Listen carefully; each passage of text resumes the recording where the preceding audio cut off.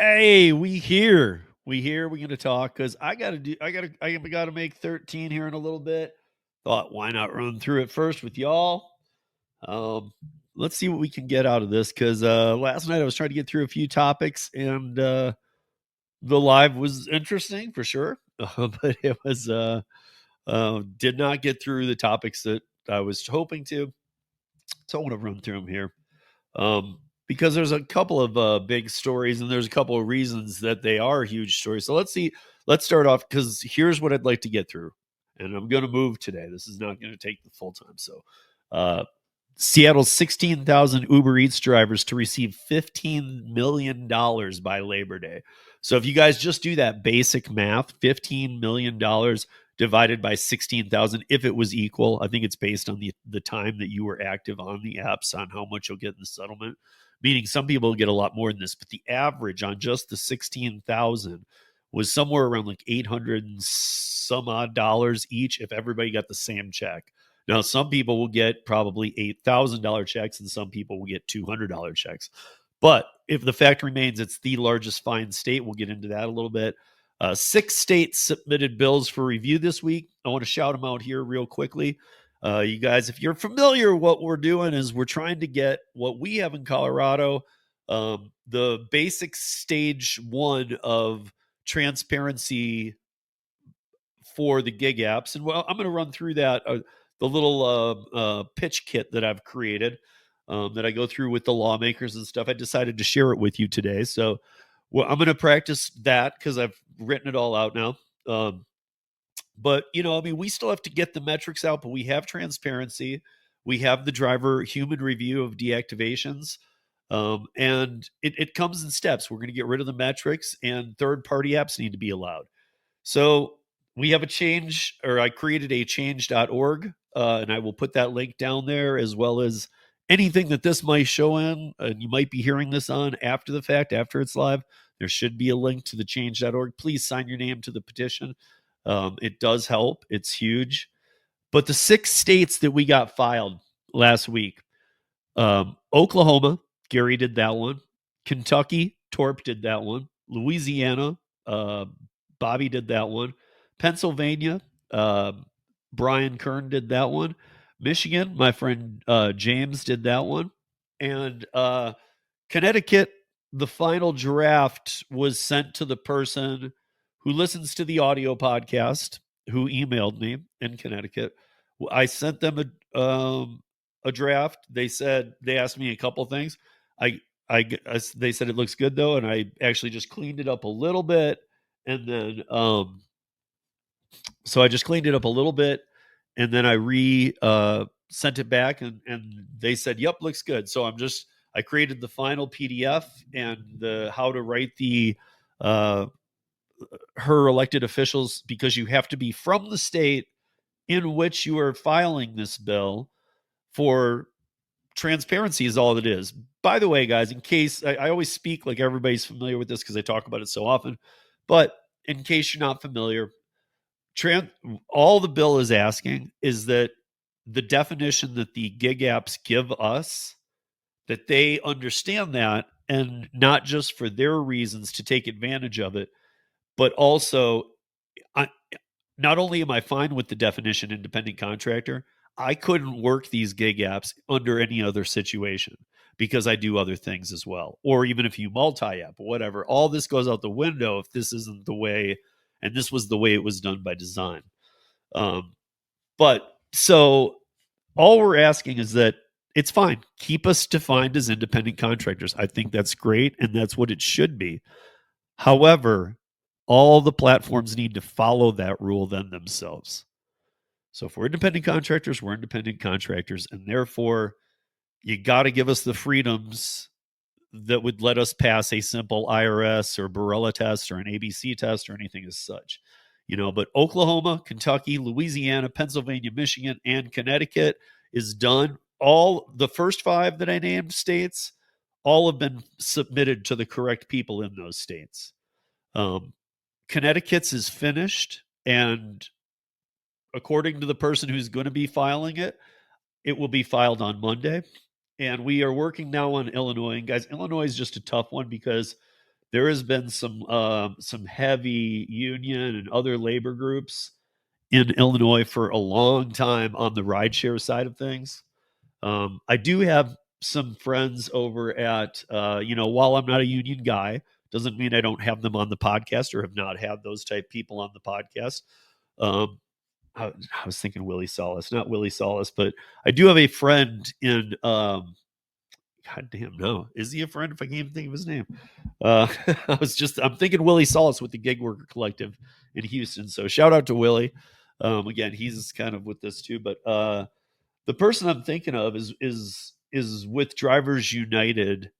I think it's Drivers United in Chicago. And regardless, he's good people too. So there's good people in some of these organizations.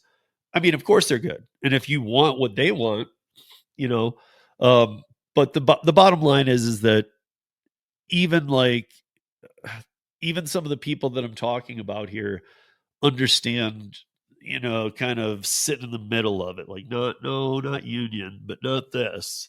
And in Chicago, it's a much tougher city to talk about, and here's why: because what we're doing first is the DNC bills, and then we'll get to the TNC.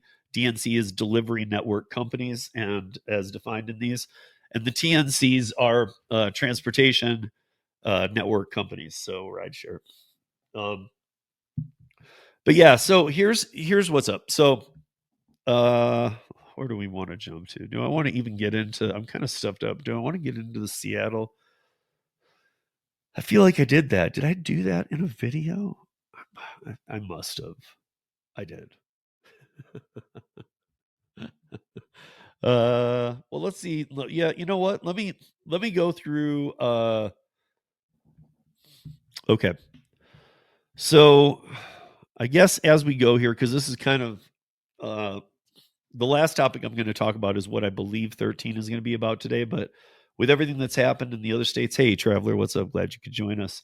With the other things that have happened this week, I mean, there's just so many. I could talk about this story that I'm about to talk about. I could talk about what happened in California, or I could talk about the states we got submitted, or the change.org petition, which is getting signatures on it. So they're all important. I got to find, I mean, I'm thinking right now it's going to be the California thing, but I have talked about that a few times as of recent. Maybe I could do a 13 where I cover them all briefly, and then refer people to this episode, and I'll repost, and clean up this episode. But anyway, I'm just thinking out loud. That's why I call this the Rogue Rodeo Think Tank. Thank you all for joining. Uh, okay, so Uber to pay, and sorry I'm a little stuffed up today. Uber to pay 15 million in record labor settlement with Seattle, impacting more than 16,000 couriers. So, or this is Uber Eats.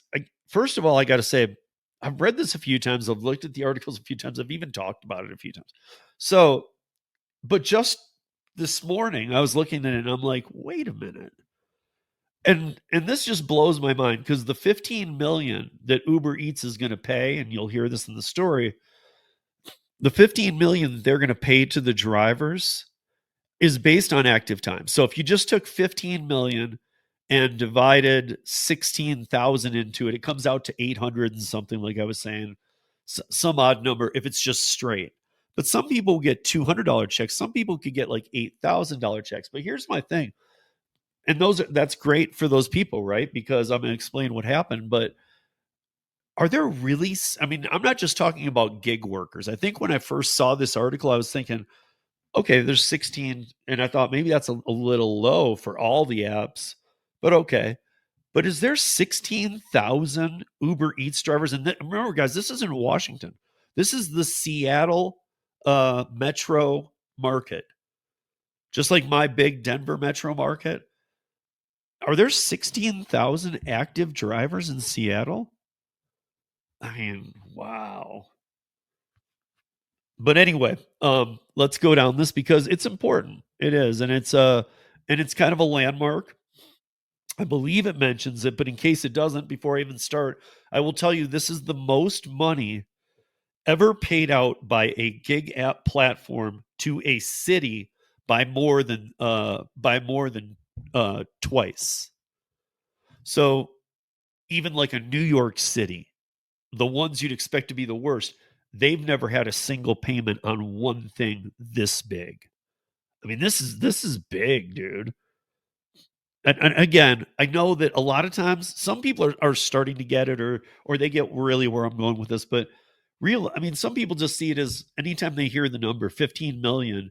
Um, uh, uh, so if there's okay, so when I say 15 million, I think people have gotten too comfortable with just equating it to, uh, you know, okay, so that's yeah, we've heard that number before. So Uber Eats has to pay $15 million. Big deal. Actually, it is a big deal.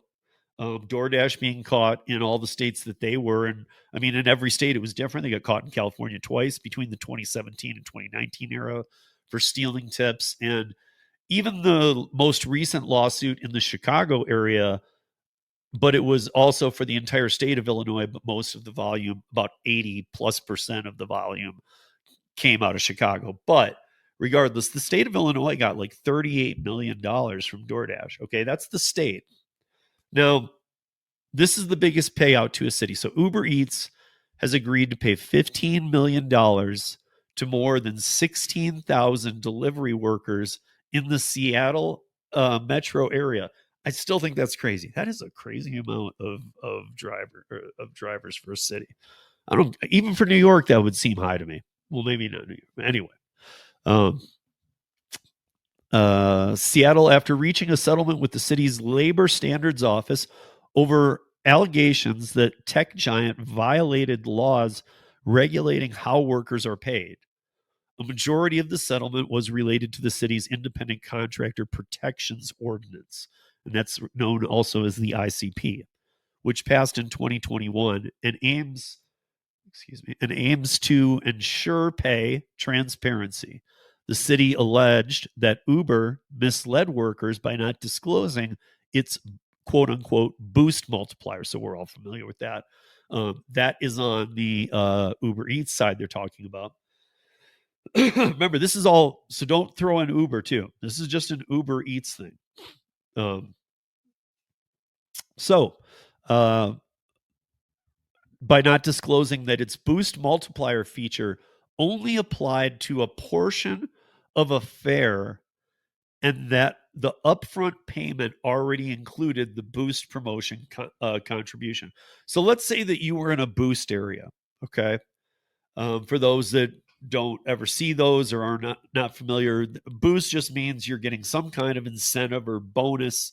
There's been so many different kinds over the years. You know, there's been multiplier, flat surge, boost. They call them all different things, and they all kind of do different things a little bit.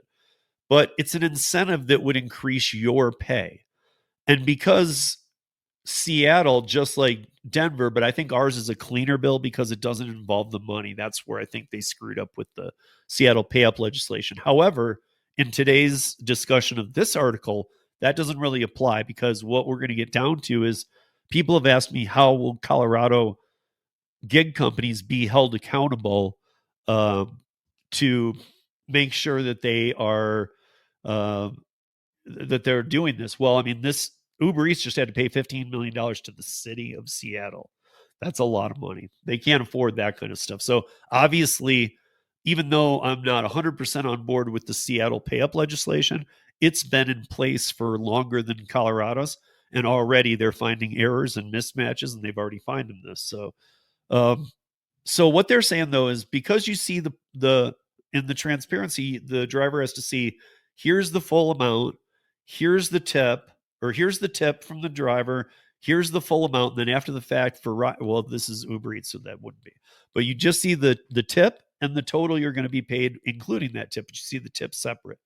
Um, when there's a boost, I think now I don't know this in Seattle because it doesn't say in here, but what I would believe because of their transparency law is that boost is listed as another line item somehow. So you see tip, you see boost somehow, and then you see um, total pay because total pay has to be the last one to see, but you have to see what is bringing into that. So if somehow they're showing a boost, it should be pretty easy to look at that boost and go, like, let's just say it's a multiplier, okay, and it's 2 times, and it was going to be a $10 fare. That seems pretty easy, right? You just put, what's the amount, what's the tip, and then what's the boost. I mean, it's not like it has to be reconciled later. We have AI that can do quantum mechanics in under 3 seconds. These companies don't have that powerful of machines to generate that kind of information, but trust me, there are AI algorithms. They use server and data farms, and that's their biggest expense these days, are renting the spaces and the equipment needed for that. So they're pretty up to date. But anyway, so what they were doing was they were showing me, the driver, let's say, um, here's the boost, or here's what you're being offered. Here's the pay, here's the miles, here's where you're picking up, here's where you're dropping off. There's a tip and there's a boost. And then what they found out was that wasn't matching up to somehow being transparent. The only thing I can make of that is that they were finding uh excuse me, is that they were finding mismatches. And that's why I said these receipts that are emailed to the driver and to the customer are amazing ways to hold the company accountable. I think that I've beat this horse to death, but I can't stop doing it. Is that I used to, one of my biggest concerns about these transparency laws was, how will you ever audit it if you need to, though? That was a big concern of mine. But when it came down to the states like Colorado that use the receipts that are sent to the customer and to the driver as the receipts, okay, well, now you don't need to get into Uber's servers and have their tech team help you find the data you want in a hidden algorithm that they probably don't even understand. I consider it like cookbooks times 100. So this way, they're going on some real data-based information. How much was this credit card charged? Okay. How much was the driver paid? Does that all match up? No. Okay, fine. So anyway, um, let's see. A majority of the settlement was related to the city's independent contractor protection. Oh, then we already went through that. Okay. Uber ended the Boost program. This is right after. So, in Seattle in August 2023. This was just weeks after the city contacted the company, um, according to the Office of Labor and Standards, which is the OLS. Regulators have investigated Uber Eats for allegedly failing to provide minimum pay for certain canceled orders. Per the city's app-based worker minimum payment, that's the ordinance. That's the ABWMP. Uh, I hope what you are taking away from this is that the ICP, the ABWMP, the Seattle Pay Up Ordinance, the OLS. I mean, these are all the things that are. This is why Seattle's the most expensive market to be a customer, even to order from, or even a business to pay for. But let's keep moving through this. Uh, Okay, so the city also alleged Uber Eats failed to provide required notice of rights, electronic receipts, and weekly statements as required by the laws. That's what I'm talking about. That's why they got caught. That's the $15 million fine. Because just like here in Colorado, well, in Colorado, it's quarterly. And if they don't do it, they're going to start pulling this information and doing it themselves, and they're going to fine them much heavier. So, let's see. This is a quote from the director of the Office of Labor Standards in Seattle, Stephen Marchese. He says, quote, as the largest settlement in the OLS history, this sets a new benchmark and represents a significant milestone for the protection of workers' rights in Seattle in the rapidly growing industry of app-based work. So they didn't screw around. Again, I'm not the biggest fan of pay up. I just think it has. I think once and it's primarily because they put $1 in there. When they didn't do the 120% like a Prop 22, but when they did that, I just think you're asking for trouble and more issues to come about. I'd rather just have the transparency. But we value. Who's this from? Okay, so what did Uber say? Uber Eats said, we value the work couriers do and want them to be successful. We've worked with the city of Seattle to resolve claims about information provided to couriers on offers and pay. And we're focused on improving the experience for Seattle's couriers, consumers, and restaurants. That's their customer, or that's their quote. Now, payment to workers is scheduled to be distributed by Labor Day. Do you guys understand that they have to just that's how quick this happened? And this, when was the ruling on this? The 26th. So on Monday they ruled this. They gave them 1 week. Uber Eats had 1 week to figure out who out of the 16,000 gets how much of the 15 million they have to pay. And then they have to submit that to the city of Seattle that it was all paid in full and why what went to who.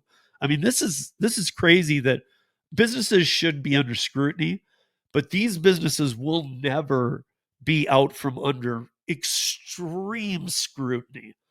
I mean, even if one of these companies started booming and I was not working on the platforms and I didn't even know people who did, but I had been following their entire history, I don't see how I could ever invest in this company because no matter what, even if it's like even the RICO case that's hanging over all these companies that is in Henderson, Nevada. We don't know where that is, but why would you invest in this company? You're literally when people are like, "Oh, it's a $300 billion company." So was Enron.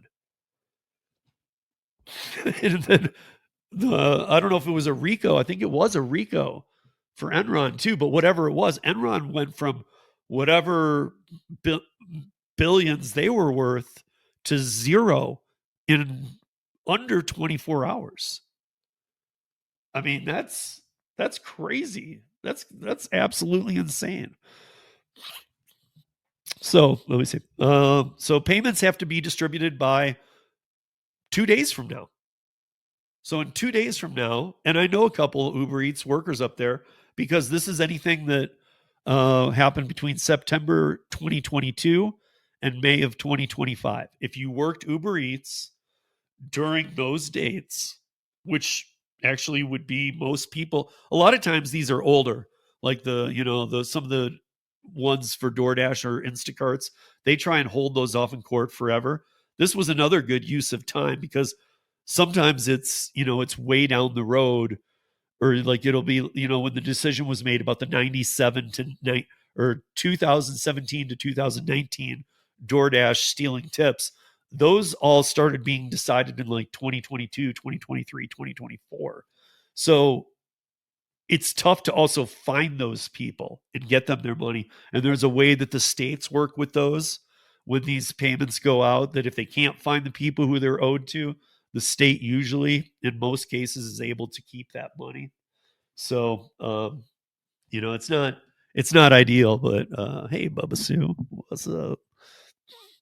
Um, but anyway, then in the next whatever 48 hours, uh, $15 million has to be distributed to 16,000 drivers.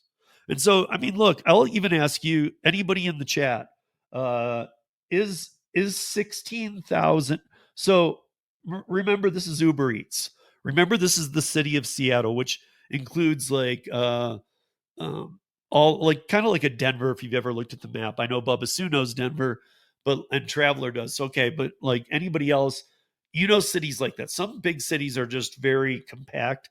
Denver's sprawled. Seattle's kind of like that too for what they include.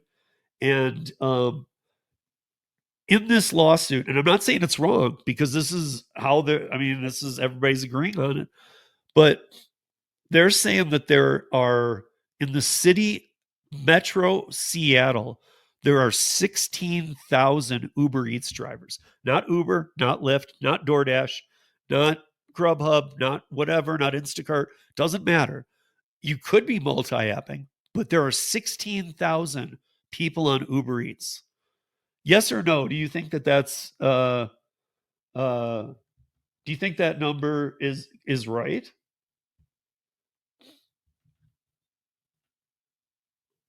Jill says yes. Okay. Maybe I'm wrong. It seems like a shit ton. I mean, what's the population of Seattle? Well, maybe that'll make me population Seattle. Yeah, see, no, it doesn't. This doesn't sit with me well. What year is this done up till? Um, so in November of 2024, Seattle's population was 780,995. So let me just do, I just want to do this real quick, you guys.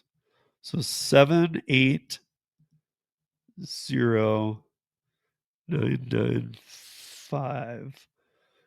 And then we'll divide that by wait, no. That's not what I need to do. So oh no, oh, I did it the wrong way. Man, it's been a while and I'm using the calculator here. I don't even know how this calculator here. Let's do this. Okay. So we'll do 16,000 divided by 780. I'll just call it 781.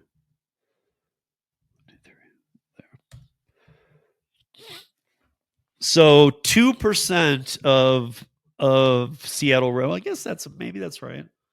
It just seems high, but that's 2% of the population of Seattle. And I'm not saying DoorDash. Usually, like if it was DoorDash, I guess I would even think maybe that would be higher. I don't know, but this is just Uber Eats, 2%. So if you line up 50 people, I guess again, I guess so. It just seems weird.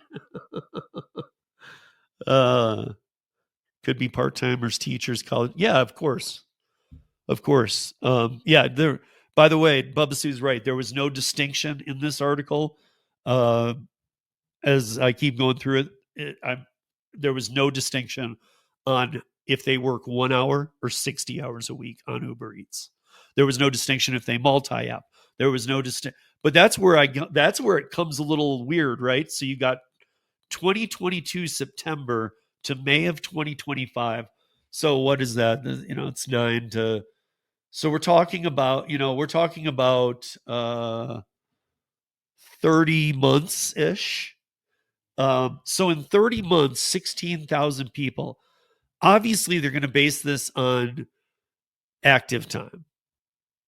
I would think. Again, I hate that term, whatever, but I would think they have to base this on active time. I don't know. But they're going to take the 16,000. Can you imagine? Because think of like me and a lot of you guys I know who do multi-app. Most of mine's Curry. I do then some DoorDash. Sometimes I turn on Uber Eats. But at the end of the year, what a small number of my earnings it's definitely under 1%. Definitely under one, I mean way under 1% of my yearly earnings comes from Uber Eats. So I guess what I'm saying is, can you imagine? Because there are those people who maybe during that 3 years did Uber Eats 40 hours a day or a week, and maybe or 50 and 30 were active. Can you imagine that? Because when they do that into the act, I mean, some people could be paid out upward of 40, 50 grand. I mean, because at the straight number of just divide, unless they're just doing that, but I doubt it. This isn't some class action where it was an assault or something charged. This has to be done against the time. But yeah, I don't know. I find it beyond crazy. I got the mic right in my face, bugging me. Voice, excuse me.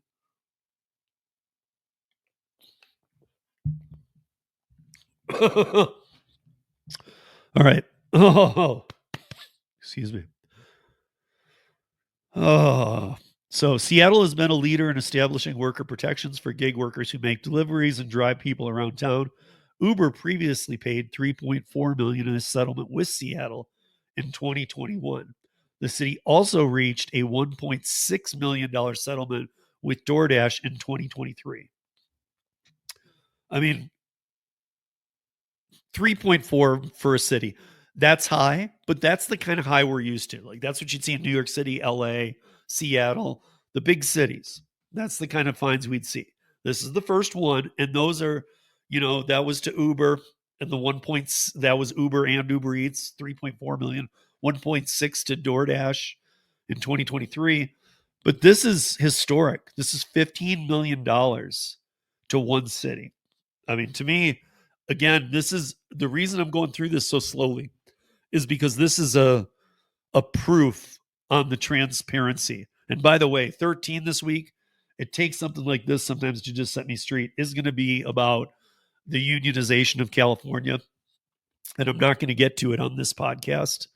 Let me see. Yeah, I'm not going to get to it on this podcast, but I am going to get to that way I can cover this and why this is important for what transparency does, and then talk to you guys about this change.org and what's going on. So stick with me here because this all ties together. Because look, I mean, if you're thinking, okay, but who's going to enforce it? Well, here, so it's not my state, but it's been enforced, and it has to be paid by Monday.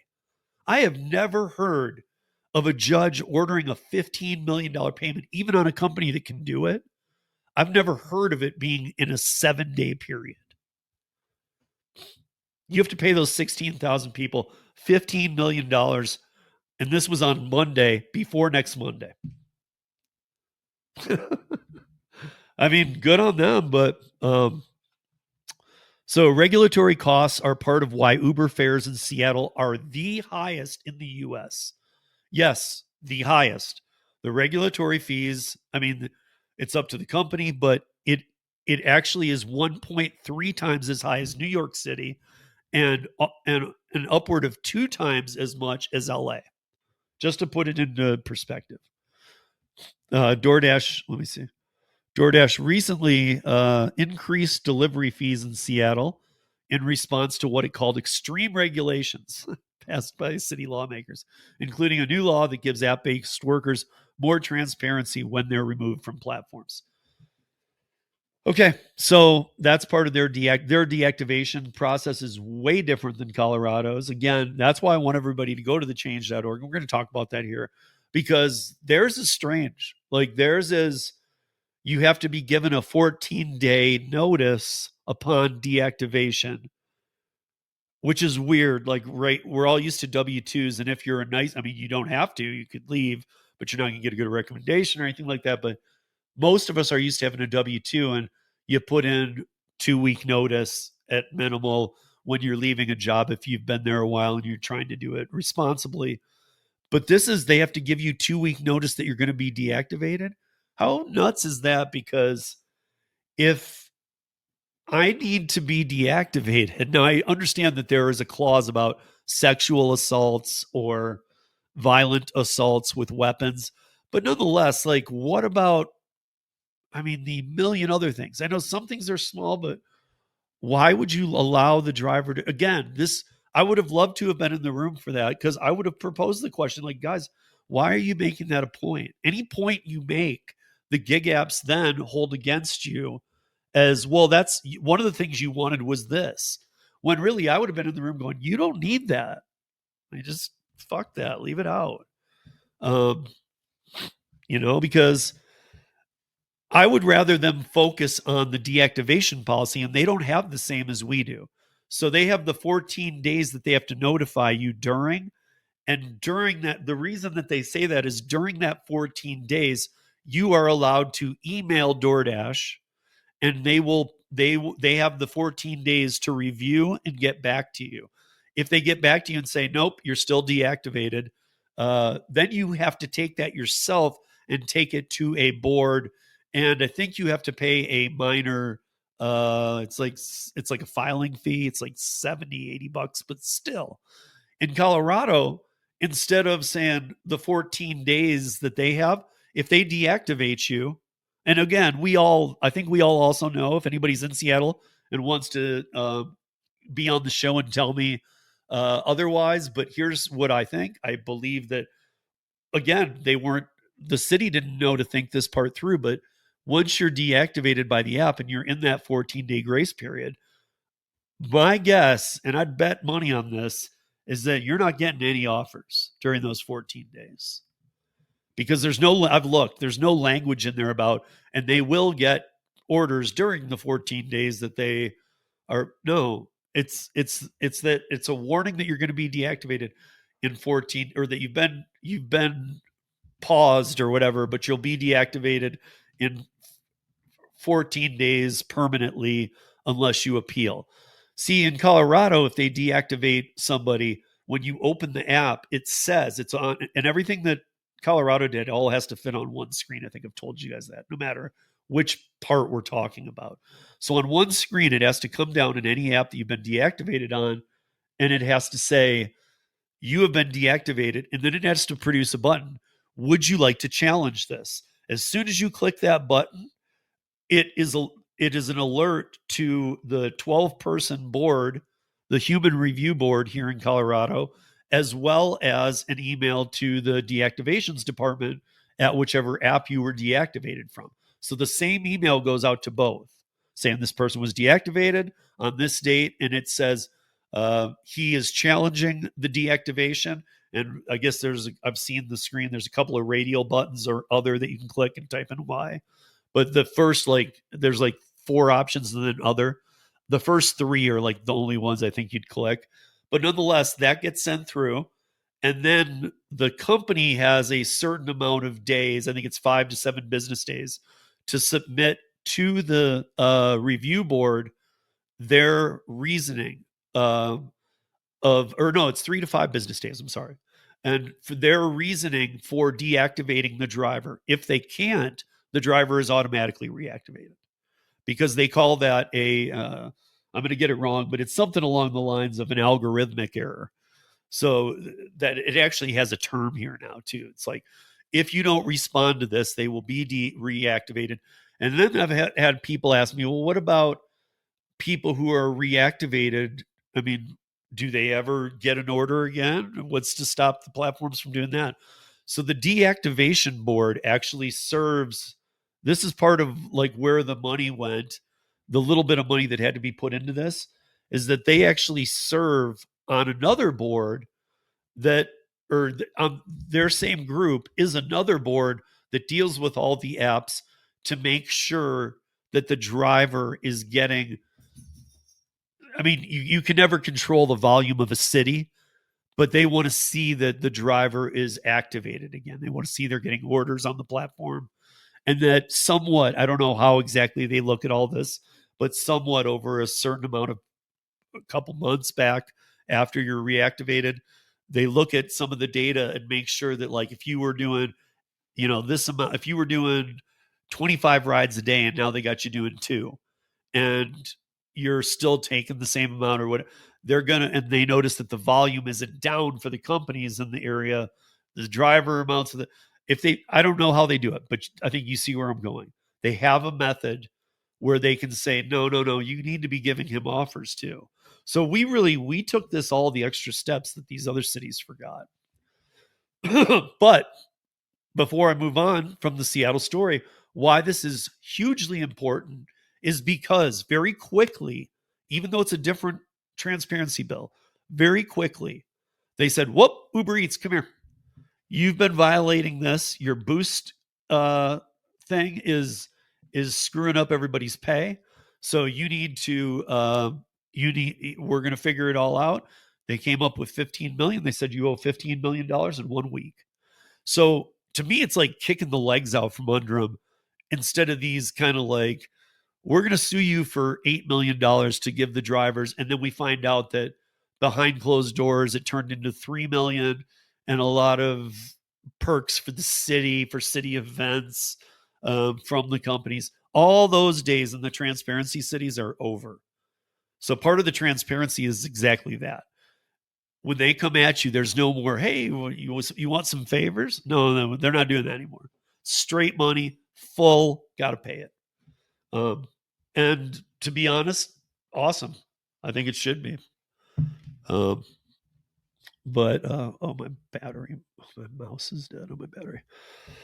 Okay, so that's Seattle, you guys. Let's see, who else did I see in here? Okay, I think I've said hi to everybody else. 52 messages. Damn. Okay. So moving on here. I am going to oops. Now I have to use without my mouse, it's really hard on a Mac to do things, to drag out screens. All right. So we talked about it in the beginning. Now we just talked about how enforcement happened in a state that was in front of us. So sweet, we know the enforcement is workable. And here we have a better bill. In upcoming states, we might get the same as Colorado. It might morph into something even a little better. Some states might take it and tweak it the wrong direction. But as long as they stay in the path of transparency, everybody's going to end up 100 times better. I can guarantee it. Because the path with percentages on pay or minimum wages, and they all lead back to active time, which is controlled by the apps. But let me give one more shout out. We got 6 states done. One of them I did in the late night hours last night. Um, but Oklahoma, that was Gary Middleton, um, filed. And Gary yesterday sent me a text uh, saying that he had already heard back from the House member, not the Senate member. So, boom. Again, I didn't even expect that yet. So that's awesome. Then filed first was Oklahoma because it was last week. And then this week, the first one that I thought that I'd been talking about was Torp in Kentucky. He filed on Monday. Bobby filed in the state of Louisiana on Tuesday. Um, my friend James in Michigan filed in Detroit on Wednesday. And Brian Kern, Have It Your Way, filed in Pennsylvania on Thursday. And that's 5. And then yesterday, I had a draft done, but it's been finalized. The PDF's finalized, and it's been mailed out. And Connecticut is finished too. And then this week, now I'm working on Illinois. And I know a lot of people are interested in this one. I am talking to a lot of people like John Lopez and stuff because this one isn't going to, I was saying maybe mid next week. This one probably isn't going to be done until like mid September or even a little after because of all the things going on with the unions already and working with the rideshare. This one has to be tweaked out to a completely different level. So what we're doing there is it's kind of night and day, but at least we're it's constantly being worked on. But as of next week, I'm shooting to get 3 more done. And yes, I have the people in all 3 of these states, and I know them all personally. So yes, they will get these submitted, and I'm stoked about it because it's one thing if somebody emails me and says, "Hey, I'll do one in my state," which please do, Steve at ridesharerodeo.com. But it's a little bit easier if I know you, um, you know. But anyway, so next week the 3 states I'm going to be working on are North Carolina, Georgia, and New Hampshire. I've got 3 people roaring and ready to go on those. And I have a handful of people asking me about Florida. Florida's it's not in Illinois, but it's one that isn't where I can't just get in there and tweak the language a bit because they had just made some other changes to in July. And I'm not even sure. I asked somebody from Florida how this was going. They told me they weren't even aware of it. But there should be, I mean, you should be able to find this out by going into the customer app if you're in Florida, but they're supposed to use in-house pricing by law now. So if Uber Eats or DoorDash or whatever wants to charge $13 for a hamburger that at the location cost 8, they can't do that anymore. They have to show the hamburger is 8, and then they can add all the fees on they want, but they have to show the item prices as they are in the restaurant. And that, if you know how these companies work with the restaurant partners, that's really going to screw up those partnerships. I mean, in terms of not necessarily screw them up, but shake them up enough to be like, hey, man, because now it's not even the cost, because they used to do it in kind of a pushy way, like, well, we can charge you $10 million a month to use our platform, we'll bring you customers, or we could charge you this small amount and we'll mark up all of your items by 30%. Now by law, that's not part of the, they can't do that, so they have to bring a different deal to the table. So we'll see. But anyway, because of, that's why I'm trying to get these in quick, because without legislation, I want to get it submitted to a state immediately. Because all the states, by, like I said, in the probably before the new year, but if not shortly after the new year, but then by November they're all going to be enacted. We'll know what's going to happen. And there will be fights about them next in the early part of next year, all this. But so the old, I mean, I don't have, I didn't do either, but I don't have honey. I do have whiskey. But it reminded me, because I've worked some shows with Bonnie Raitt, and I don't know if she still does this, but I've worked for her a few times, and she, I've heard, I didn't know a lot of different tricks, but she had a trick that she did where she took it. It took 2 shots of whiskey. She would take top end whiskey right before a concert. I'm talking about like those moments when they're like using flashlights to direct the artist to the stage. So like literally, with, you've been signaled, it's 5 minutes from walking out. She would take a shot of whiskey, and then she would take a and it was kind of a lot. It was like an eighth, maybe it was like a tablespoon or whatever that size is. But to me, it looked like an eighth, or it seemed like about an eighth of a cup of honey. And she would down the honey, and as soon as it got into her mouth and was, had dripped through, she would take another shot of top end whiskey. And I heard her once in just talking to somebody about it, and they're like, "Why the first shot?" She's like, "To get my system ready and just get me a little warmed up." And she goes, "Plus, I drink more honey than most people, and then honey will leave your throat a little sticky, and so water. Some people use water." She goes, "But I take another shot of whiskey, almost like a paint thinner, to bring that to level out the honey in my throat." Which, when, I don't know, when I heard the actual interview with her talking about, I thought, I'm like, wow, this is like actual science. This is pretty cool. uh, but okay, thank you for bearing with me, guys. So here's what's up. Oh, by the way, so Traveler made a comment. Great podcast song. I said right, and yeah, it is. But in between there, I put a link.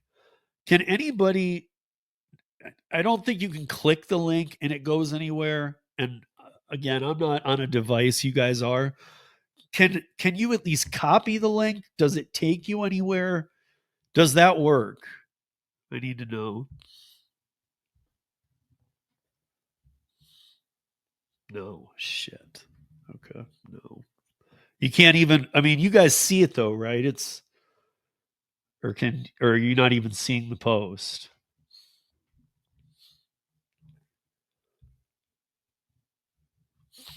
Yeah, that sucks. I got to find a way that, I wish even like, oh man, even if I could do the image to the change.org. Yeah, I know it's, I was hoping if like, maybe if like on a phone, if you held it, if you push something and hold it, sometimes the copy option comes up. I was hoping that's what it would be, but I guess it's not. And that seems like a real punk ass bitch move. I'm just saying. But you guys, check this out. So we were talking about the states that have already done this in.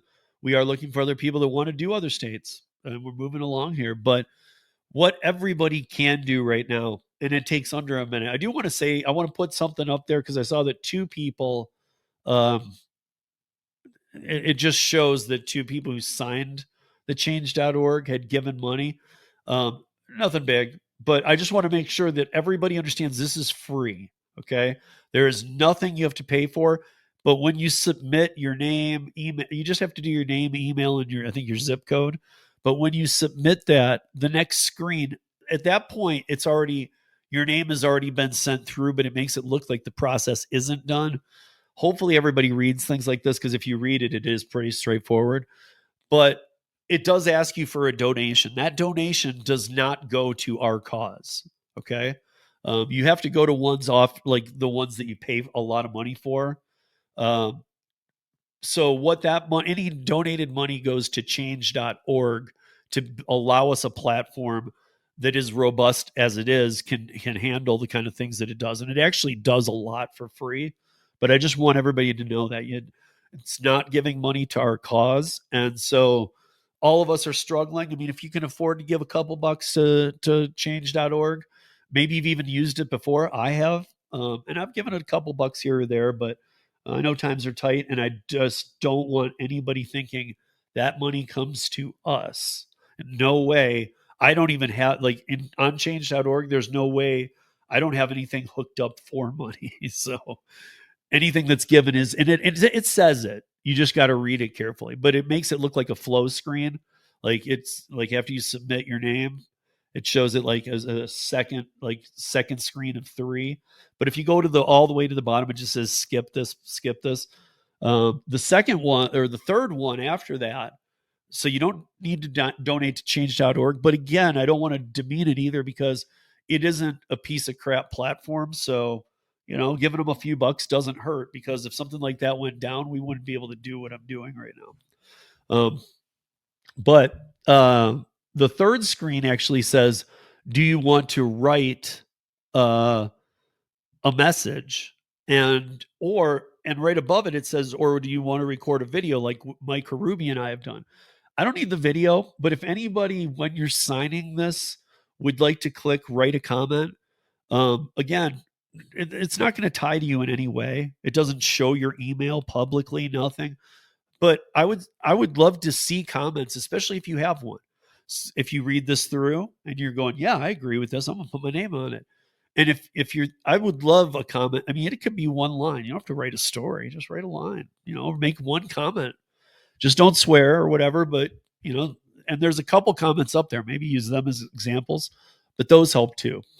Um, but just doing it enough. But I'm gonna roll through it because I made kind of like a little cheat sheet for like when I talk to elected officials and things like this. I've made cheat sheets about a lot of the things that we did here in Colorado and how to approach them. But this is specifically a little cheat sheet that I'm going to make a PDF of. It fits on a half of a page on a PDF, and I'm going to make it downloadable to any of you guys. And then the bottom half of the PDF will have um, the QR code. That way, if you guys are ever out doing gig work and you see another gig worker, you know, uh, show them on your phone the PDF. It'll fit on one page, or send it to them or whatever. And if they agree, let them scan the because it's really quick to read. It's just bullet pointed. And if they're like, yeah, that all sounds great, let them scan that, and that will take them to the sign this page. Because now we got to, on top of the states, we got to start getting as many signatures on this change.org as possible. So Delivery Network Company Driver Transparency and Protections Act. I'm doing this one on change.org for probably, well, it's going to be for a long time, but for the next couple months exclusively. And then I will start the TNC one. So the rideshare and whatnot. I just want to keep them separated so people are focused on each one. Oh, okay. So the issue, and these are all bullet pointed.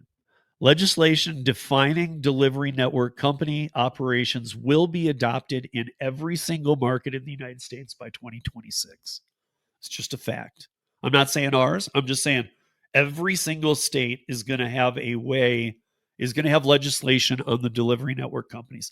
Alaska, Maine, Hawaii, Vermont, North Dakota. I'm not kidding. Every single state is going to be doing this. They already are working on it. A Transparency and Protection Act is being submitted state by state. That's us. Goal: improve working conditions and income for drivers working with DoorDash and other app-based delivery platforms. Full transparency, what it means. Drivers see full delivery request info, total payout, including tips, distance, drop-off location, estimated delivery time, and how that helps drivers, better decision making based on actual earning potential, higher earnings by avoiding low value and high effort orders, fewer cancellations due to upfront order clarity, and less stress from misleading or hidden information. Fixing wrongful deactivations. What it means: drivers can't be unfairly deactivated to false customer claims, app errors, algorithmic mistakes, and a fair appeals process must be in place. How it helps drivers: job security, no sudden loss of income, fair treatment, protections from abuse and errors, confidence in platform, fosters loyalty and motivation, less fear. Drivers aren't punished for minor mistakes or misunderstandings. C, remove driver metrics. What it means: if drivers are classified as independent contractors, I'm going to note that on every one of these, by the way. So if they are classified as independent contractors, and I put that in there in the beginning because on these 3 points, in every single gig app out there, we are an independent contractor by their own terms of service, by the contract you originally signed, in every piece of material, we are labeled as such. So if we are classified as independent contractors, this is why the metrics need to go. Remove performance stats ratings that pressure drivers. Allow drivers to use any legal third-party tools to assist with work. Eliminate tier systems that give certain drivers preferential treatment. If you notice, the wording there is a little lighter than my normal wording because this is like the pitch kit. I don't want to come out of the gate screaming and yelling, which today I couldn't even do with my fucking voice. I didn't just say that. So combined impact. This is what I was trying to go through last night and tell that I was trying to go through to tell Torp. But combined impact. So these are the 5 points that this does for the platforms as a whole. Drivers earn more money more consistently. That's a fact. Greater control over schedule and workload. That's a fact. Without the metrics, there'd be no, you're not this tier, you can't schedule, you can just, and everybody'd be on the same. If it's just dash whenever you want, everybody'd have that same ability. Higher retention, drivers stay longer. This is a little strange because the medium number will change a lot, but some drivers will even, I've told you guys about the ones who are on for like an hour and stop. That's like, the oddball thing, but higher retention drivers stay longer. There will be some drivers that fall off that maybe they would have stayed 3-4 months, but they'll fall off after 1 to 2 weeks tops. And then other drivers could stay 4 to 5 times as long in studies because the drivers that normally would have done 2 to 3 months and by the second, third month been complaining so bad are usually the W-2 workers who just can't make it work and are like, dude, I can't. And they start freaking out. And actually that helps them because it helps the retention of people who are full-time in it or doing it like we do it. But it also helps them because, and I don't mean this mean, but it gets them out quicker. You know what I mean? Like, why sit here for 3 months if in 2 weeks what you're feeling is what you're going to feel in? Because I have a feeling a lot of people in 2 weeks are like, well, all these other people are doing it. So after 3 or 4 months, it must get a lot better. But if they had that, if they knew inside of them, no, I'm 2 weeks in, or I'm a week and a half in, or whatever. I have tried everything I can with this app. I'm a smart person. This is not working for me, or this is not for me, or I absolutely hate this, or anything. And it's not a failure. It's just good. I'm glad you learned that quicker than keeping you on and making you go through a lot of the crap that you have to go through to be on these apps. I think that's where a lot of us are. We just have, it's like my body. I have a lot. I've dislocated my shoulder a couple times. My hip is, I've beat myself up in the mountains. And I've had a few surgeries and things like that. So I mean, like, My body is it's scarred. So we're all scarred a bit from these apps. So we get it. It doesn't mean that we're okay with it, but we get it. We know how to roll with certain things. We also know where our lines are. Like, dude, enough. No. And that's what this is all about. But at the same time, we've accepted what it is to on some levels with some things, and we know when just to go, you know what, screw it, I'll turn that app off. I might even go home, or I'll work these apps today instead. That app's pissing me off too bad. That's a if you think about it, that's a perk that nobody has. You can't go, oh, it's this manager today, I'm gonna go home, I'll work when the other manager's on duty. The W2 ain't gonna allow that. But number 4 is it improves trust between drivers and platforms. Again, these are studies that have been done, and I've read them in detail. They've all been done by, there's other universities doing it now. And some of the best ones I'm reading are actually coming out of Rice University. Never had read their reports too often, but I've read probably 3 in the past couple weeks. um, but they were showing by proof, like, it improves the trust between drivers and platforms. And in the Rice study I was reading, they were actually explaining how what I mentioned real quickly last night. A lot of, like, for the new people, they wouldn't even notice whatever. Just the trust is there, and they would, like, you come in with a good attitude, and it usually is broken in a few weeks. But for us veteran drivers and full timers, like I was saying, it's going to take a while, because when they implement something, all of us are going to be kind of like on our back foot going, all right, well, where's the catch? Where are you going to screw me here? How are you going to screw me? What's going on? I'm not really sure. So, but I do know I don't trust you, and I'm sure at some point I get screwed for this. The longer that time period goes on, I agree. The trust between drivers and platforms will come back. And without the metrics and other things, there's really nothing to complain at the platforms for anymore. They're just showing you offers, and they're not keeping any data on you. So it's like, do you want this? Hell no. Okay, no worries. Like, that's how it should be. That's how I always say it is with Rodeo and me. And that's why I keep Rodeo, because they are honest, at least. And number 5, less burnout, more sustainable workforce. I think that's more than true, because you get people who go out for 10 hours a day and work active time of 2.5 or 3.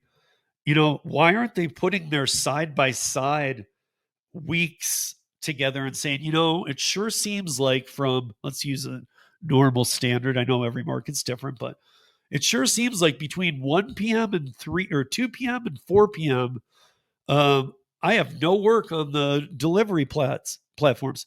Cool. Switch over to shopping, rideshare, B2B. That's when B2B is banging, is right around 2. Or go home for a couple hours. Go take a walk at a park, and I don't mean a hike like I might do. I'm saying go find a park that is near you, that you can go take a 10 or 15-minute walk every day on a loop. And while you're on there, if possible, leave your phone in your car, take a 15-minute walk with a water bottle, and just walk. It's, to me, that 15 minutes is priceless in what it can do for your head and everything else. Um, so, uh, so call to action. If you work on app-based gig delivery platforms, DoorDash, Uber Eats, Grubhub, Instacart, Walmart, Spark, etc., and support full transparency, fair human review of deactivations, freedom from manipulative metrics and tiers, please add your name to this petition. Just name and email. And I think I'll publish this one over. And when I do, I'll put it into the show notes. So if you're listening to this, you can go over there and check it out. Or you can go down below and check it out in the show notes. But yeah, guys, that's it. That's how easy it is. 13 is going to be about this union after I get my voice back a little bit more. And then I got to go on work tonight. So I might do a live stream of working tonight. It hasn't been as hot, so it might be a good night to do something funny like that. But also I need to make some money, so it's not that funny. But I've just been so tied up with this. Yeah, that's really what I got going on. I wanted to go through the Seattle story, the kudos to the states that made it, and showing all these guys, hey, look, all the states we've done. And by the way, on the Discord, on the Rideshare Rodeo Discord channel, I will put an invite. I know they're only good for like a week, but if you're listening to this on the replay, I will put a link to that and to the change.org petition. For the change.org, just add your name. And for the Discord, if you want to join, it'll be a link active for a week. And join. And in there is a gig legislation hashtag. I'm not good enough with the words of Discord, but it says hashtag Rideshare Rodeo, hashtag gig news, and then I added a third one on my Discord server, Rideshare Rodeo, and it says something about legislation. In there, you can find all the bills we've filed so far. So, with that said,